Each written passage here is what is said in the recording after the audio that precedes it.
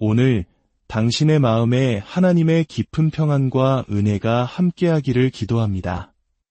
잠시 시간을 내어 이 메시지가 당신의 영혼에 작은 울림을 준다면 주위의 다른 이들에게도 이 은혜를 나눔으로써 하나님의 사랑을 전파하는 통로가 되어주시길 부탁드립니다.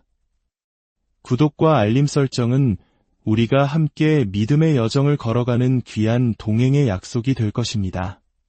당신의 삶에 축복이 가득하기를 소망하며 오늘의 이야기를 시작하겠습니다. 하나님께서는 당신의 삶에 필요한 모든 것을 계속해서 채워주실 것입니다. 하지만 그 방식은 우리가 기대하는 한 가지 모습이 아닐 수 있습니다. 그분은 다양한 방법과 여러 겹의 은혜로 삶의 각기 다른 차원에서 역사하십니다.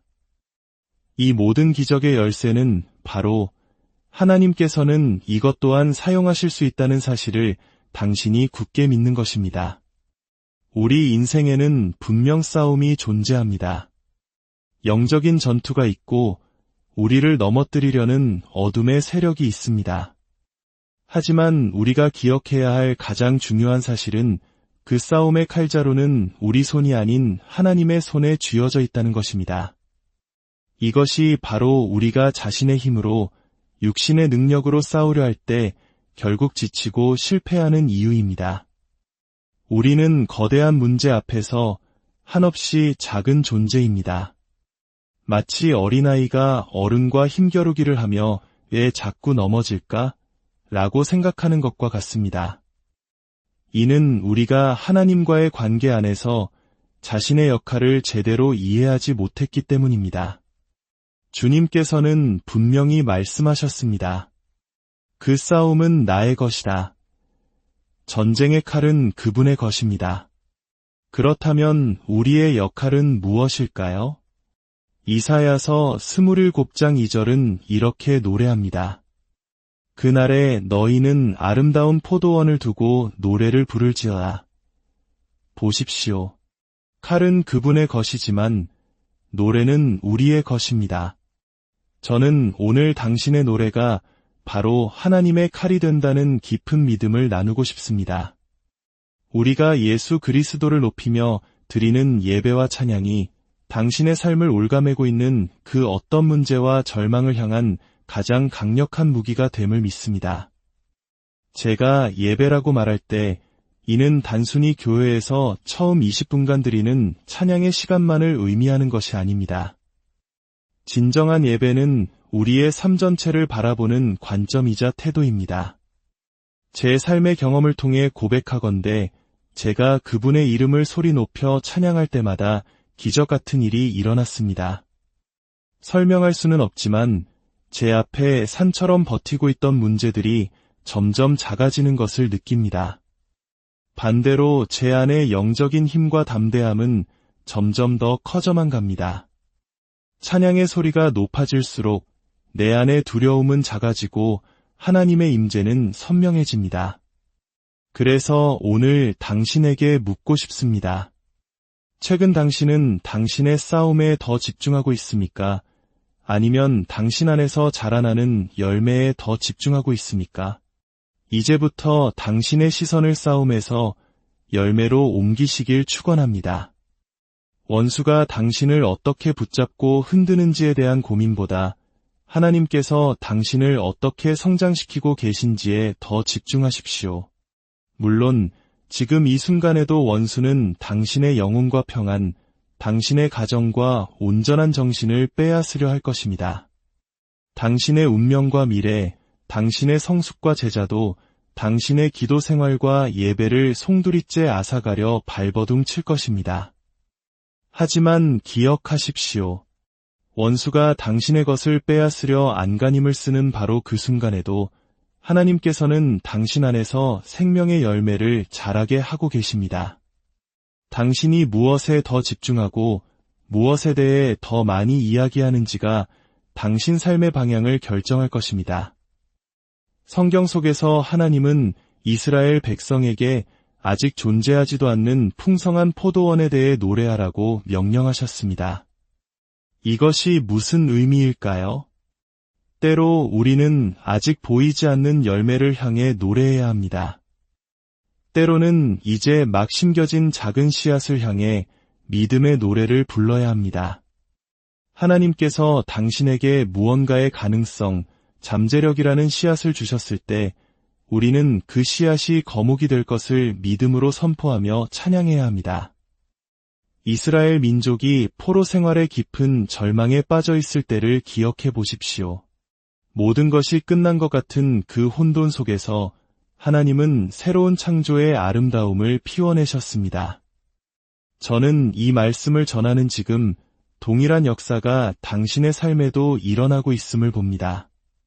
당신이 겪고 있는 혼란 속에서, 당신이 저지른 실수의 잔해 속에서, 당신도 모르게 대물림된 아픔의 고리 속에서, 실패한 사업과 깨어진 관계의 폐허 속에서 주님께서는 새로운 창조를 이루고 계십니다. 주님은 말씀하십니다. 이제 노래를 시작하여라. 우리가 함께 예배할 때 저는 깨닫습니다. 제가 이 예배의 자리에서 하나님을 높일 때 하나님께서는 제 삶의 다른 공간, 보이지 않는 곳에서 이미 일하고 계시다는 사실을 말입니다. 당신이 오늘 이 자리에 나와 예배하기로 한 그 결정 자체가 당신이 문을 열고 나갔을 때 마주하게 될 모든 영적 싸움을 향한 강력한 선전포고임을 믿으시기 바랍니다. 한 번은 어떤 사람이 예수님께 치유를 구했을 때 예수님께서는 말씀하셨습니다. 가라. 내 아이가 이미 나았다. 성경은 예수님께서 그 말씀을 하신 바로 그 시각에 멀리 떨어져 있던 아이가 깨끗하게 치유되었다고 기록합니다. 당신의 삶을 향한 하나님의 승리를 원하십니까? 그렇다면 싸움 그 자체보다 하나님이 주실 열매에 당신의 모든 초점을 맞추십시오. 하나님께서는 때로 우리가 이해할 수 없는 방식으로 일하십니다. 우리가 야만적이라고 생각했던 과정을 통해 우리를 살릴 무언가를 만드시고 우리가 좋아하지 않는 사람의 입을 통해 우리에게 꼭 필요한 조언을 듣게 하십니다. 우리가 그토록 저항했던 힘든 시간을 통해 우리를 단련시키십니다. 이것이 바로 하나님의 낯선 은혜입니다. 당신은 이런 낯선 은혜를 경험해 본 적이 있습니까? 내가 기대했던 사람에게서 오는 위로가 아니라 전혀 예상치 못한 곳에서 흘러들어오는 도움. 내가 선택한 길이 아닌 어쩔 수 없이 내몰린 곳에서 발견하는 하나님의 계획. 이것을 기억하십시오. 당신이 그 길을 선택하지 않았다고 해서 하나님께서 그 길을 사용하지 않으시는 것은 아닙니다. 사도 바울은 로마에 가기를 원했습니다. 하지만 죄수의 신분으로 가기를 원하지는 않았습니다. 그러나 하나님께서는 그를 로마로 이끄시기 위해 쇠사슬을 사용하셨습니다.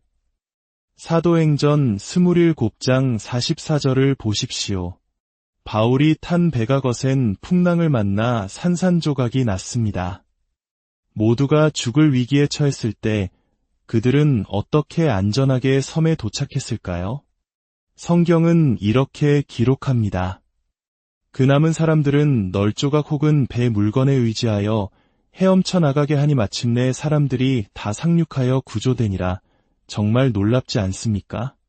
때로 우리는 온전한 것이 아닌 조각들에 대해 하나님께 감사해야 한다는 사실 말입니다. 생각해 보십시오.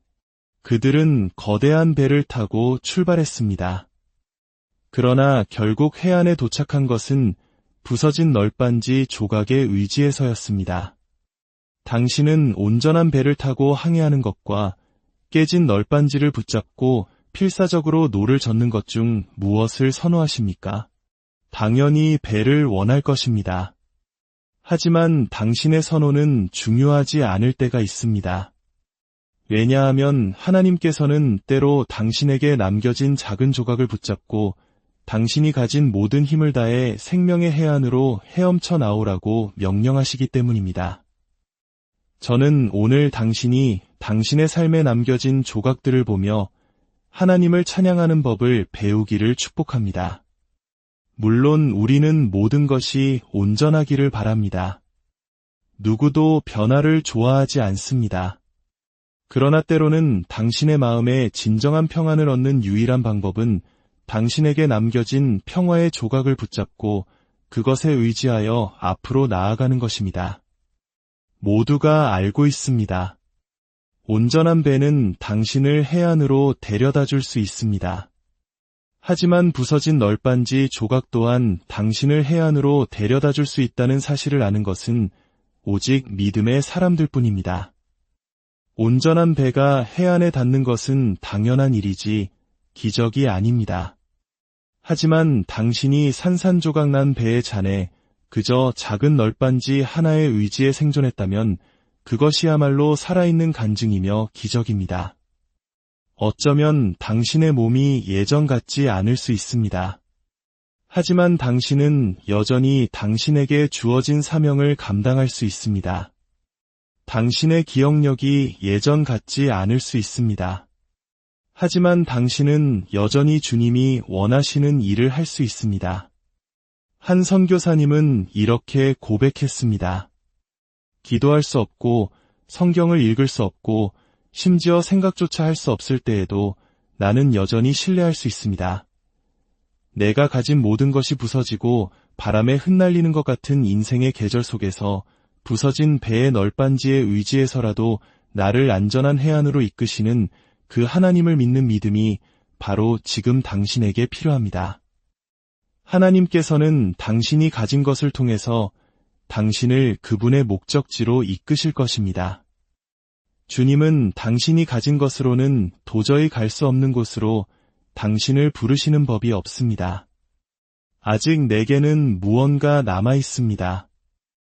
어쩌면 이 메시지는 당신에게 아직 당신에게는 희망이 남아 있다고 말해주기 위함일 것입니다. 예전처럼 멋진 배의 모습은 아닐지라도 과거와 같은 삶은 아닐지라도 원했던 해답을 얻지는 못했을지라도 우리 함께 외칩시다. 내게는 아직 믿음이 남아있다. 그들이 의지했던 널빤지는 바로 그들이 타고 왔던 배의 일부였습니다. 배가 완전히 사라진 것이 아니었습니다. 단지 형태가 바뀌었을 뿐입니다. 하나님께서는 당신의 삶을 계속해서 채워주실 것입니다. 단지 그 방식과 형태가 달라질 뿐입니다. 중요한 것은 하나님은 이 부서진 조각 또한 사용하실 수 있다는 것을 믿는 당신의 믿음입니다. 하나님께서 온전한 배로 나를 인도하실 수 있다면 부서진 널빤지로도 나를 인도하실 수 있습니다. 그분께서 풍족함으로 나를 축복하실 수 있다면 부족함 속에서도 나를 지키실 수 있습니다. 사도 바울은 빌립보서에서 이렇게 고백했습니다. 나는 어떠한 형편에든지 자족하기를 배웠노니 나는 비천에 처할 줄도 알고 풍부에 처할 줄도 알아 모든 일곳 배부름과 배고픔과 풍부와 궁핍에도 처할 줄 아는 일체의 비결을 배웠노라. 내 손에 든 것이 온전한 배이든 부서진 널빤지이든 나의 노래는 동일합니다. 하나님께서는 이것 또한 사용하실 수 있습니다. 우리 모두 손뼉을 치며 주님을 찬양합시다. 그분이 부서진 널빤지를 통해 우리를 생명의 해안으로 인도하셨던 모든 순간들을 기억하며 그분의 신실하심과 놀라운 은혜에